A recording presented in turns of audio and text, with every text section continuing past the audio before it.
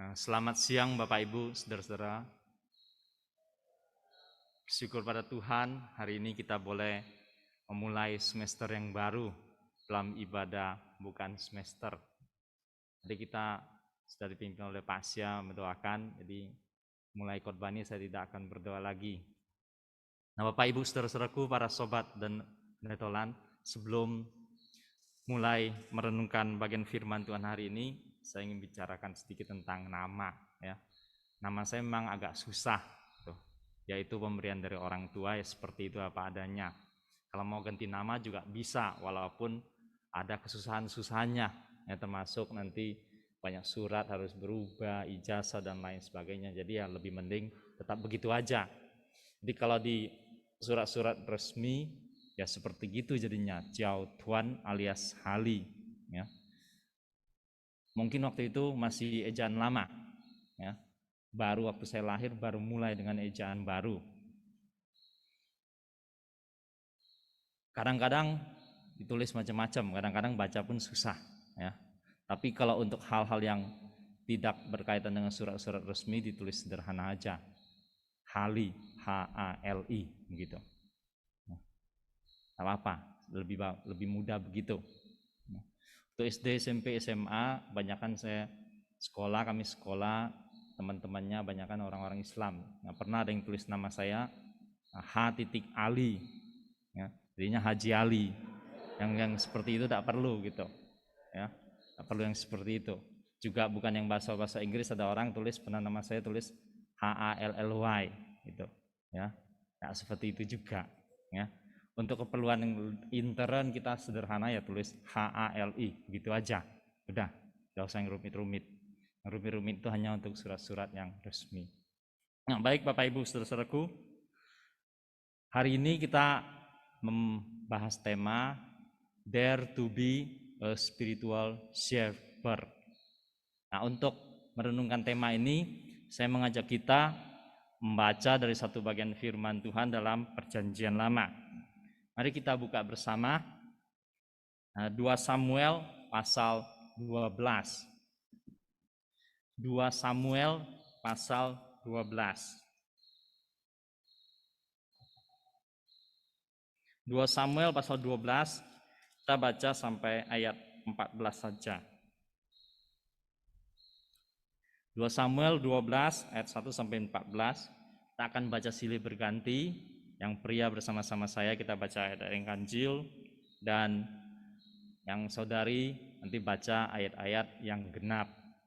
Ya baik, 2 Samuel pasal 12 kita mulai ayat 1, 1, 2, 3. Tuhan mengutus Nathan pada Daud. Ia datang pada Daud dan berkata padanya, ada 2 orang dalam suatu kota, yang seorang kaya, yang lain miskin.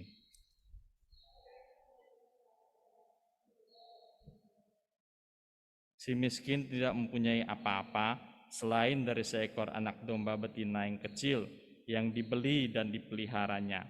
Anak domba itu menjadi besar padanya bersama-sama dengan anak-anaknya, makan dari suapnya dan minum dari pialanya dan tidur di pangkuannya seperti seorang anak perempuan baginya.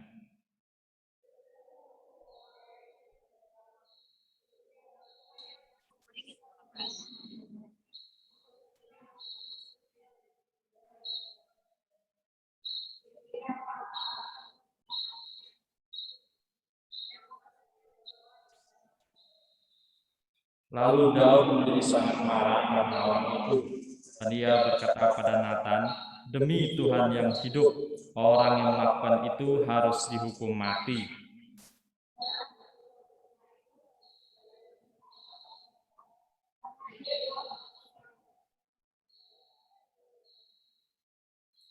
Kemudian berkatalah Nathan kepada Daud, engkaulah orang itu, beginilah firman Tuhan Allah Israel, akulah yang mengurapi engkau menjadi raja atas Israel, dan akulah yang melepaskan engkau dari tangan Saul.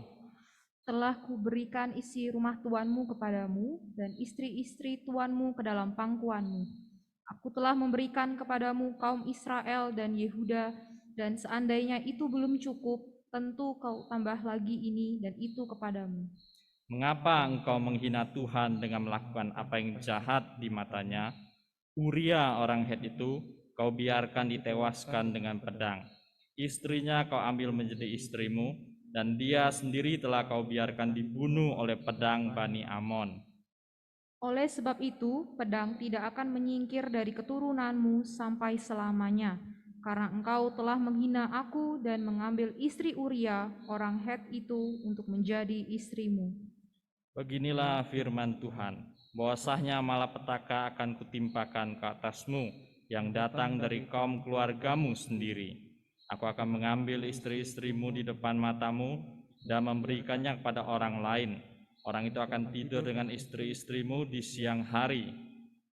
Sebab engkau telah melakukannya secara tersembunyi, tetapi aku akan melakukan hal itu di depan seluruh Israel secara terang-terangan. Lalu berkatalah Daud kepada Nathan, aku sudah berdosa kepada Tuhan. Dan Nathan berkata kepada Daud, Tuhan telah menjauhkan dosamu itu, engkau tidak akan mati. Walaupun demikian, karena engkau dengan perbuatan ini telah sangat menista Tuhan, pastilah anak yang lahir bagimu itu akan mati. Ya, demikian pembacaan firman Tuhan. Bapak, Ibu, dan saudara-saudaraku sekalian, kadang-kadang pemotongan ayat itu menjadi hal yang sulit, ya, baik dalam PL maupun PB, penentuan batas mulai dan batas akhir. Tapi secara umum kita tahu bahwa karena perikop yang kita baca hari ini itu bergenre narasi, ya, sejarah, kisah. Jadi secara umum itu lebih mudah dipahamin, ya. Namun demikian, kadang-kadang hal yang lebih mudah dipahami itu kalau kita tidak berhati-hati, gampang juga kita terperosot pada hal yang keliru. Nah, sebaliknya berkaitan kalau kita bertemu dengan perikop-perikop ayat-ayat yang susah dan sulit, ya, genre-genre yang susah dan sulit, oleh karena kita mungkin menggalinya dengan kerja keras, justru kadang-kadang itu menghasilkan penafsiran yang lebih bisa dipertanggungjawabkan.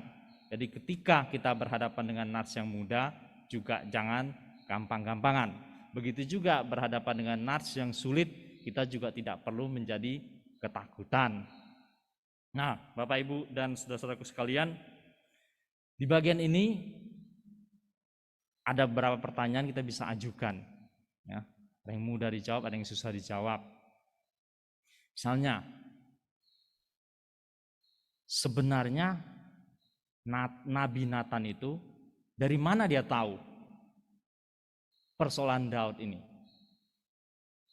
Apakah Nabi Nathan ini punya semacam orang dekat di dalam istana? Apakah Nabi Nathan ini punya orang tertentu yang bisa memberitahukan pada dia? Nah, pertanyaan ini tampaknya jawabannya tidak. Ya, tampaknya tidak. Perbuatan Daud merencanakan pembunuhan, merencanakan kematian bagi Uria, itu kemungkinan besar hanya 2 orang yang tahu, yaitu Daud sendiri dan Yoab. Di luar itu kemungkinannya kecil. Jadi kemungkinan besar hanya 2 orang ini yang tahu. Oleh karena itu, kemungkinan besar Nabi Nathan juga tidak tahu menahu tentang hal ini. Nabi Nathan bisa mengetahuinya ya oleh karena petunjuk dari Tuhan yang memimpin dia, menuntun dia, dan pada umumnya kita tahu bahwa itu berlaku pada nabi-nabi dalam PL. Jadi Nathan dikirim kepada Daud. Tuhan mengirim Nathan kepada Daud. Di dalam pasal-pasal sebelumnya ada banyak juga kata-kata seperti itu. Daud mengirim, Daud mengirim, Daud mengirim, dan seterusnya. Ya, di sini Tuhan mengirim Nathan kepada Daud. Nathan menceritakan satu perumpamaan. Daud berespon dengan sangat wajar dan Daud berespon secara benar. Orang itu harus menggantinya 4 kali lipat. Dan bahkan lebih jauh lagi, akhirnya Nathan menegaskan, engkaulah orang itu. Nah, Bapak Ibu dan saudara-saudaraku sekalian, pertanyaan lain yang bisa kita ajukan jauh lebih sulit, dan saya tidak ingin kita membahasnya di sini. Kalau Bapak Ibu, saudara-saudara tertarik, silakan saja dikembangkan. Anak yang dilahirkan oleh Batsyeba itu anak siapa? Anak Daud kah atau anak Uria? Jadi Salomo punya satu orang kakak yang seibu dengan dia. Nah, apakah anak itu adalah anak Daud ataukah anak Uria? Yang kita tahu bahwa kemudian anak itu mati. Nah, Bapak Ibu saudara-saudaraku, setelah Daud diberitahukan oleh Nathan, respon dia adalah sadar sesadar-sadarnya. Di sini menampilkan seorang raja yang ideal di Israel. Ya, seorang raja yang ideal di Israel.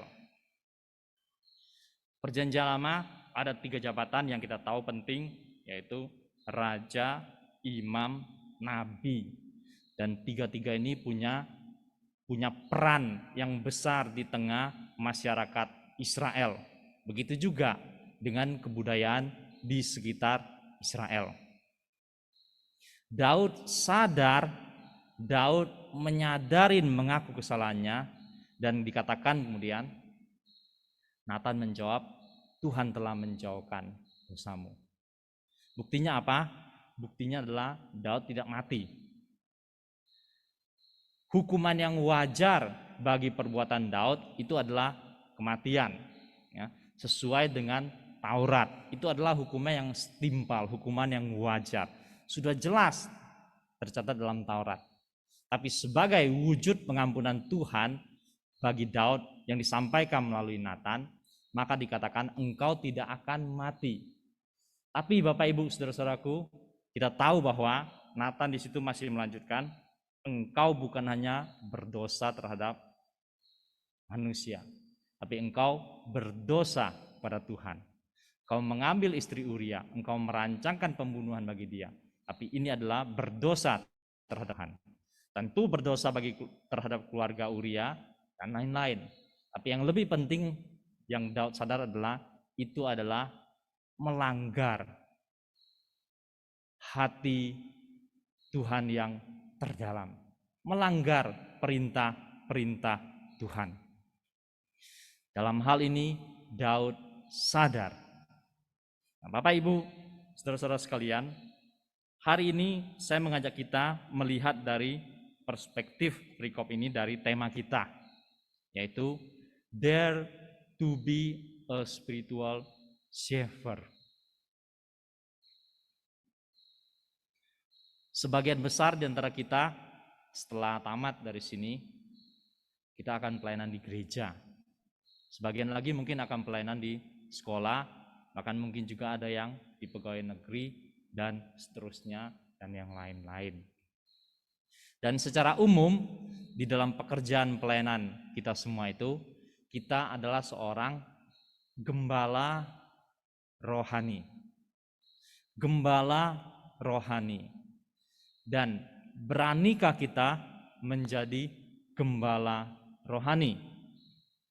Dalam skup yang paling kecil, engkau akan berada dalam sebuah gereja.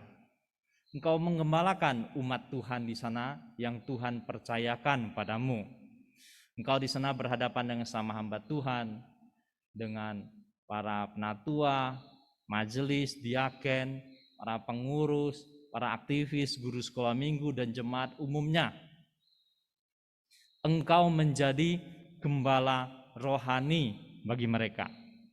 Dan kalau ada di antara jemaatmu, mungkin dia pegawai negeri, mungkin pula dia pejabat, mungkin pejabat di daerah, bahkan pejabat di pusat, engkau tetap adalah gembala rohani bagi mereka. Nah, di tengah-tengah kondisi inilah kita akan berhadapan dengan pergumulan-pergumulan hidup. Engkau sebagai gembala rohani dalam kondisi-kondisi seperti yang dihadapi oleh Nathan ketika Tuhan mengirim dia, apakah kita akan pergi? Atau jangan-jangan dia berpikir, ini seorang raja, kekuasaannya besar di Israel. Ngapain saya ikut-ikut dengan urusannya dia?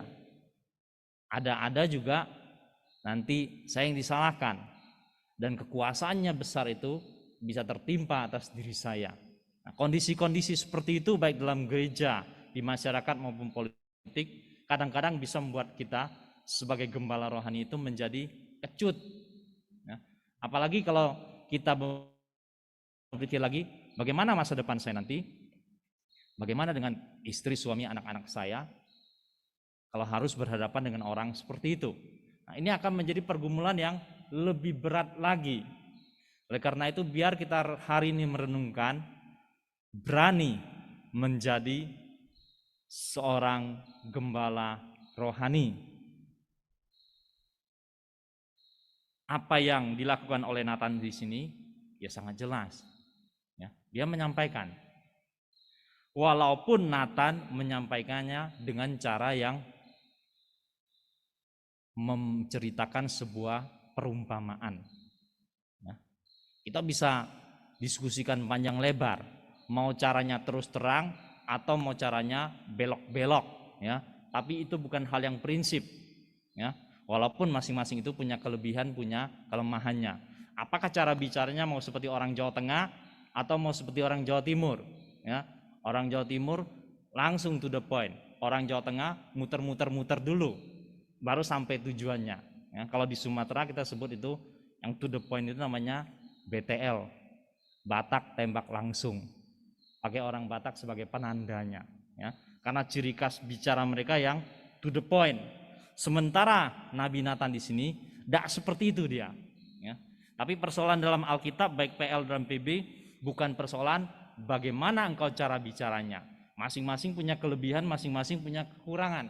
Tapi bagaimana kebenaran itu disampaikan. Jangan sampai kebenaran itu dihambat untuk sampai pada tujuannya. Apa yang penting menurut saya adalah bahwa orang yang menyampaikan itu Nathan kah atau kita kah, kita tidak boleh merusak reputasi orang. Orang berdosa, orang melakukan kesalahan, reputasinya dengan sendirinya pasti akan rusak. Tapi ketika kita diutus oleh Tuhan untuk menyampaikan sesuatu, jangan pernah ada niat dalam diri kita untuk merusak reputasinya. Kita harus menyampaikan apa adanya. Entahkah dengan cara yang berterus terang, entahkah dengan perumpamaan, ataupun dengan cara-cara yang lain. Dan prinsipnya Bapak Ibu, saudara-saudara sekalian, firman Tuhan itu tetaplah firman Tuhan yang tajam, baik bagi orang kaya maupun bagi orang miskin. Firman Tuhan itu tetap firman Tuhan yang lembut, yang teduh, baik bagi orang kaya maupun orang miskin. Firman Tuhan itu tetap kebenaran, baik bagi orang kaya maupun bagi orang miskin. Itulah apa yang digambarkan dalam Alkitab bagi kita. Kalau secara etika, secara pastoral, engkau mau mempertimbangkannya lebih jauh, maka engkau bisa mempertimbangkan dari kitab Matius. Ya. Kitab Matius memberitahukan pada kita begini, kalau saudaramu melakukan dosa, langkah pertama adalah tegurlah dia di bawah 4 mata. Tegurlah dia di bawah 4 mata. Kalau dia mendengarkan engkau, ya bersyukurlah. Berarti engkau telah memenangkan dia, menolong dia kembali ke jalan yang benar. Tapi kalau dia tidak mendengarkan engkau, maka dalam kitab Matius dikatakan langkah kedua, bawalah 2-3 orang, supaya dengan kesaksian 2-3 orang itu menjadi persoalan itu menjadi kuat. Nah, dengan langkah kedua ini juga diharapkan bahwa orang itu sadar bertobat. Dan kalau dia sadar bertobat, berarti engkau beserta 2-3 orang itu telah membawa orang itu kembali ke jalan yang benar. Tetapi seandainya tidak juga, maka menurut Matius Langkah ketiga adalah menyampaikan persoalan itu kepada jemaat, kepada seluruh jemaat. Mudah-mudahan dengan cara itu orang itu juga menjadi sadar, berbalik. Dan kalaupun semua tiga langkah itu sudah dilakukan dan tidak ada hasilnya, di dalam Matius dikatakan, pandanglah dia sebagai seorang yang berdosa. Nah, saudara boleh mempertimbangkan langkah-langkah yang digariskan di dalam kitab Matius. Bapak Ibu, saudara-saudaraku, pergumulan menjadi seorang gembala spiritual bukanlah hal yang mudah. Dalam perjanjian lama ada 3 peran yang penting, yaitu imam, raja, nabi. Dan kalau kita mau memikirkan untuk konteks kita zaman sekarang, maka ketika setelah engkau lulus dari sini, sebagian besar di antaramu akan berada dalam gereja, maka peran terbesar dari engkau kemungkinan besar adalah peran seorang imam. Peran yang besar adalah peran seorang imam. Dan engkau harus memainkan peran itu secara benar. Nah, Bapak Ibu, saudara-saudaraku, lepas dari itu semua, engkau hanya seorang imam, jangan lupa juga bahwa baik nabi, baik imam, baik raja, dalam kehidupan di Israel, mereka semua tetap